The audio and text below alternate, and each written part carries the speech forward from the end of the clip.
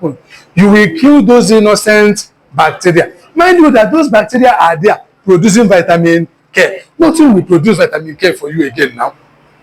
You think they are not? They are symbiotic bacteria. They are helping us. We are helping them. We are housing them. They are producing vitamin K for us. Because of small thing that happen, you go and buy antibiotics. Because not the cheap. You go and buy it. Start giving the child. The man in front of your house, they are calling dog. He will just tell you 5 minutes, 3 times. You think you are killing bacteria. You are preparing the child for future disaster. So most times, I'm not saying antibiotics is bad. Antibiotics is very wonderful.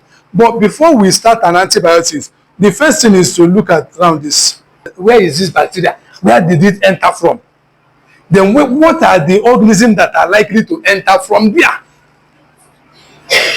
Like if you are treating pneumonia, we don't usually use flagyl. Why? Because those organisms that flagyl will kill naturally will be killed by air. So if there is air, oxygen, those organisms will die. That's why they call anaerobes. So by the time you are treating pneumonia, which means that the infection is in the lungs, the lungs already have enough oxygen to kill those organisms. Why are you adding flagyl? It's very simple.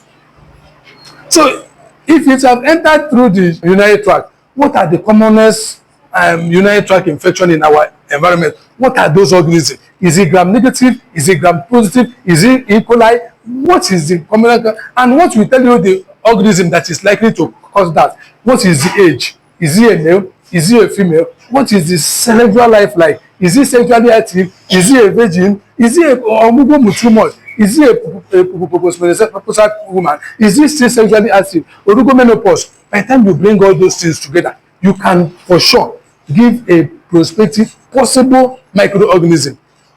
You will collect your sample for culture and test. Then start the possible likely antibiotics to be used. It's not a case of everything. There is a time you can give levofloxacin, it will be better than Cipro. There is some organism you will give Cipro is better than levo. There are some organism you have to give levo. So you must be sure what is the possible cause of this organism that you know they want to give. But blood itself is usually sterile, meaning that you shouldn't have an organism, there shouldn't be infection.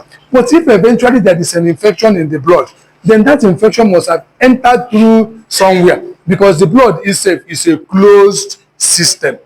And what will cause blood infection in a 5-year-old child is not the same that will cause it in a 1-day-old child. It's not the same that will cause it in a 70-year-old man. There is an age difference, just like in meningitis. What will cause meningitis here is different from what will cause meningitis here and what will cause meningitis here. That's why sometimes you come to the hospital, somebody is asking you, how old are you? I don't know if you understand. They are asking you those questions. What do you do for a living? And you ask yourself, what I do for a living got to do with my disease? But those are the things that people will put into place and we feel that, okay, it's possible. This is what is wrong.